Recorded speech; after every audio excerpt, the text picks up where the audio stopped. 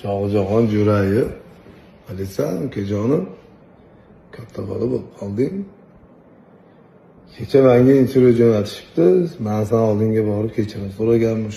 Men uzr so'rabman sendan. Sen g'alatiroqmisan yoki yosh bolamisan? O'zing kelding. Assalomu alaykum akajon deb kelding. Saloming bo'lgani uchun men bilan sen bilan so'rashdim ukam. Men Rabbimsan sendan kechirim so'rashmas.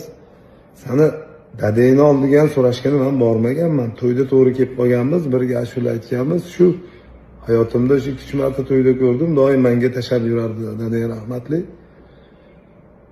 Sen meni o'zing bilan teng qilma. Men o'zimning yo'nalishim bor, san'atkorman. Sen dadalaringning oldiga san'atkorman.